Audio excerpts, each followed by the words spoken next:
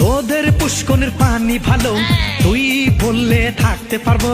আমাদের পুকুরে কচুরি পানা, পানিতে নামলে চুলকাবে গা।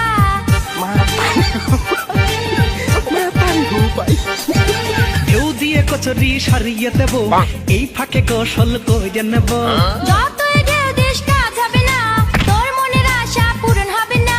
শত শত মেয়ে লোক আমার দিকে মারে, সবে চিনলি না শুধু।